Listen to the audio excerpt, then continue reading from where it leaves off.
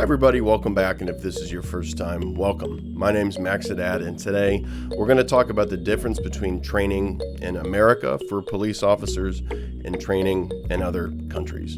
For those of you that don't know, I'm a felon. I went to prison for a pharmacy robbery because I'm a drug addict. I took drugs, handed the pharmacist a note, not in that order, and that's what I got caught for. That's why I have opinion about this. That's why I have a lot of experience interacting with the police in America. Most of it was just bleh, a lot of it was bad, and a little bit of it was good. I don't think cops are evil. I don't think cops are stupid. I don't think the police should be defunded. It's nothing like that. What I do think, though, is that police are in a really good position to make a huge impact on the communities that they're supposed to be serving and the criminals that they're interacting with.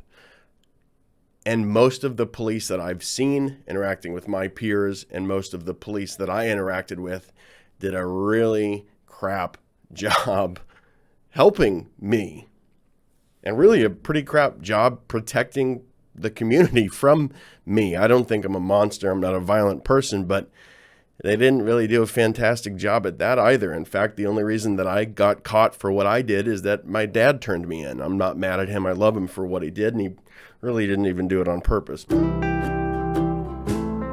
Shit happens. So I wanted to say all that up front. So, I'm not making this video because I really like to hang out with Snoop Dogg and, f the police. That's not the whole thing. The thing is, America's policing sucks. And that's not even an opinion. I guess it's also an opinion, but on paper, it's bad. And it's not just bad because I listen to NPR and Black Lives Matter, and so I'm just, siding with what they say. No, on paper, it's bad. There are only a couple places in the whole world whose police are trained less than ours. The majority of police in America are not required to have any college education. And if I'm being honest with you, I don't have a college education, so I'm biased here. I don't think that that's necessary. I don't think, unless a police officer is choosing to go to college for the sake of, getting a degree in law enforcement, I'm not going to judge somebody because they felt the way that I did. Why would I go to college? There's nothing I'm going to study there that has to do with what I want to do, and if a police officer doesn't feel like they want to sign their life away and pay money for years and years because they want to get a degree in law enforcement when they believe that the training they're going to receive is sufficient, no judgment. There's some studies suggest that police, regardless of what degree they get, are less stressed and more capable on the job. So I guess I should be saying, yeah, cops should do that. I can't comfortably hold it against someone that they didn't go when I didn't go. Obviously, I'm not a cop, so our jobs are very different. But there's no study so far suggesting that a police officer can't do a wonderful job if they don't go to college. And I think, in my mind at least, it's very possible that the gap that exists in the behavior between a police officer who has gone to college and a police officer who hasn't gone to college could be made up by more sufficient training in America. Maybe they would be less stressed. They would feel more capable, more confident, less afraid for their lives. Because the truth is, it's not just that police officers are killing us. They're getting killed too. And it could be because they're not handling things like they should. As I was researching this video, and I'll go into some more, like I said, there's things I can actually cite, and I'll go into that here in a second. But as I was researching this video, I was actually impressed with a couple things, and I think those are important to note too. Once an individual has become an officer, they are required to go through a certain amount of hours of what's called in-service training. So they're already active duty. They're working as a police officer in my state. And that's what I'm going to be talking mostly about. And I'll show you some images just so you can get an idea of what other states in the country what is required of their police officers. But the reason I'm talking mostly about my state is it's what I've got experience with, but it's pretty similar across the board anyways.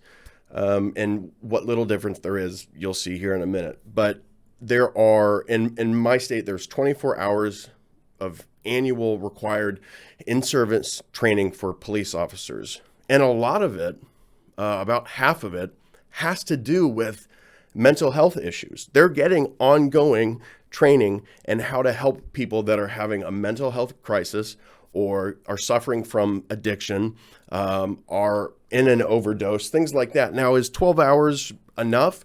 No, but I was happy to see that somebody in the hierarchy of whoever chooses how police are trained recognize that it's important that police officers do have some idea of how to handle this, and they're learning. They're being taught how to best help people who aren't just immoral and evil. They're mentally ill.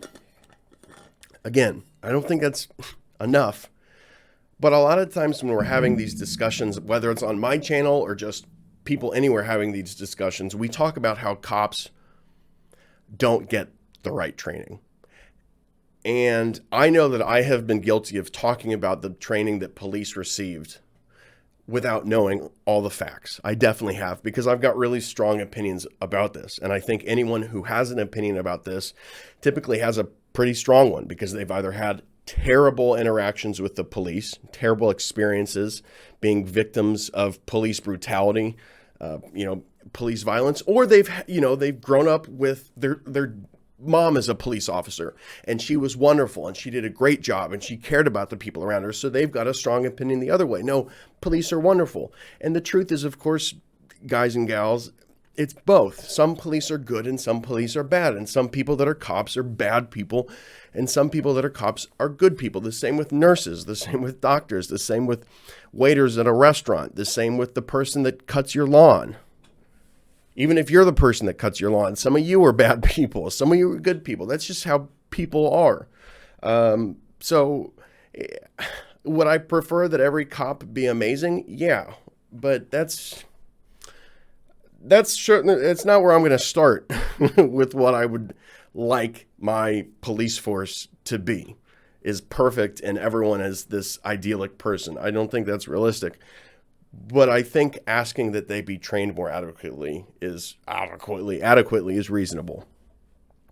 So there's about 24 hours total of in-service training that people in Indiana, cops, receive every year. 12 hours of it is for mental health, a lot of it being addiction, overdose, like I said.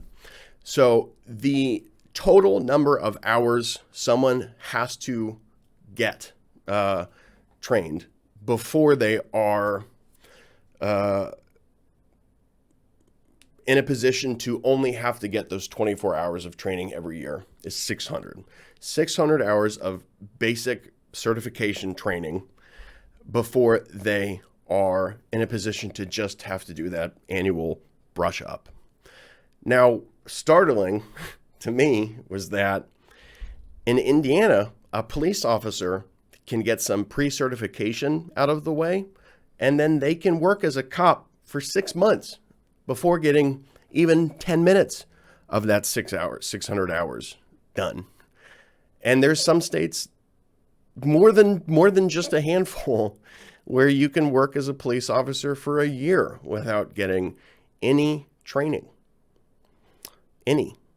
Just a little bit of, background check, sign your name here. Here's a gun and a badge. You're a cop now. It's gross. Serious. I'm not making it up. I made sure that when I was talking about this, I had the best information I could have. There's a lot of sites on the internet that if you look at them first glance, it looks legitimate, but it's not. It's some angry person made a website and, they've got bad information, but they're presenting it as honest. A lot of the information I got was from Indiana's government website, in.gov. I'll read it verbatim.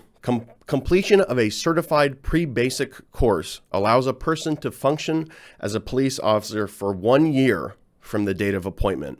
while awaiting enrollment in a full 600-hour basic training course or while completing the requirements for a waiver of basic training. So I'm saying 6 months because that's what I heard elsewhere. I guess I should be saying a year because that's what the government website says. Regardless, there are people on the streets serving as police officers for a year or at least 6 months that haven't had any training. These are the people that are deciding whether you go to jail or not, whether you have to wait to go to court or not, potentially if you're getting shot or not.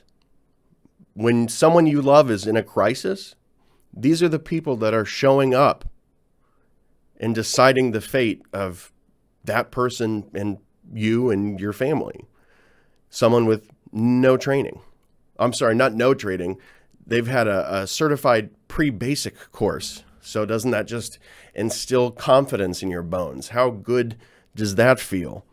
To put this into perspective, in Norway, police are trained for 3 years before they're allowed to serve.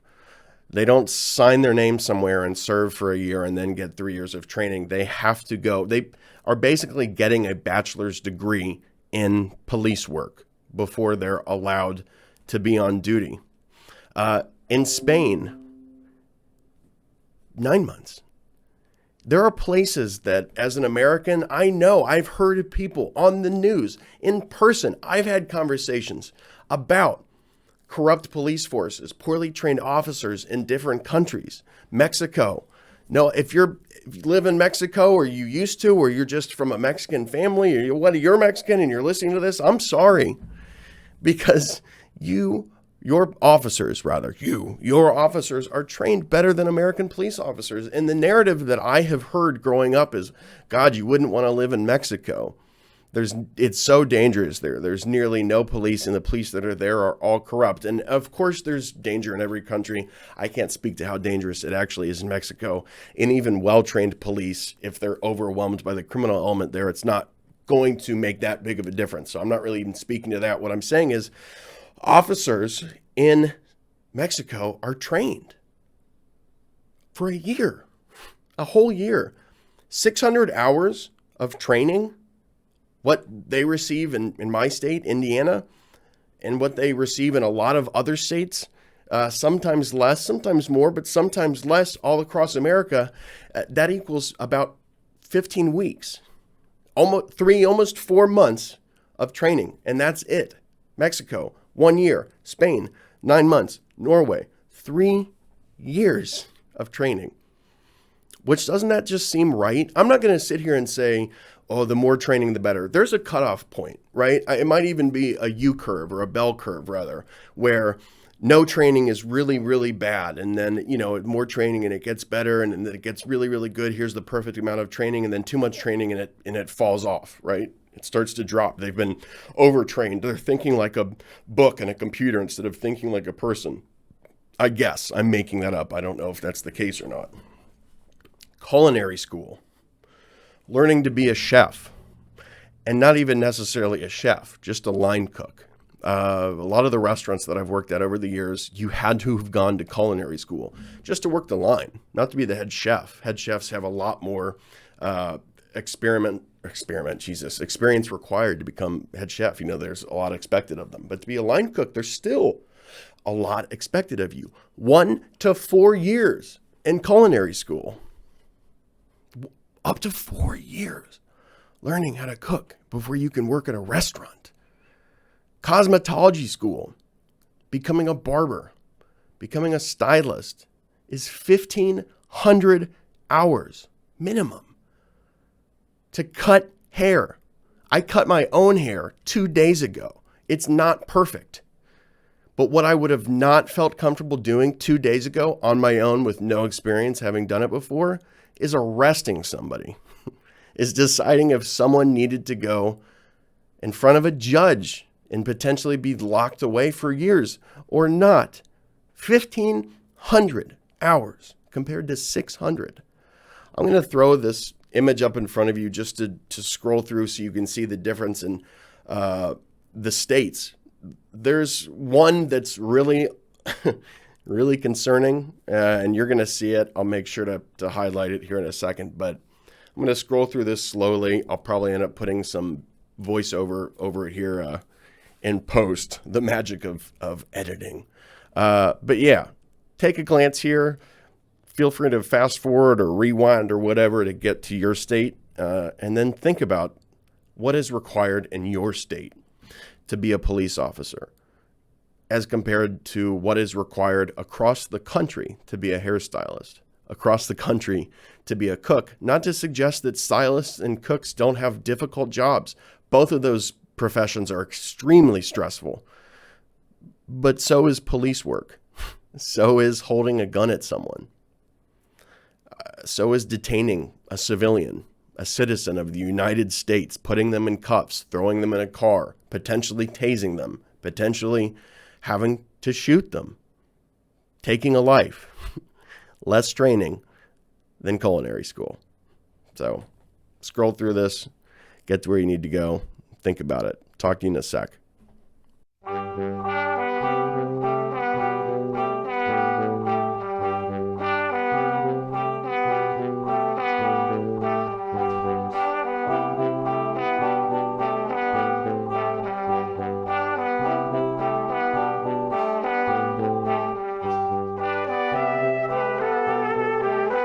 Yeah, that's the one. Hawaii.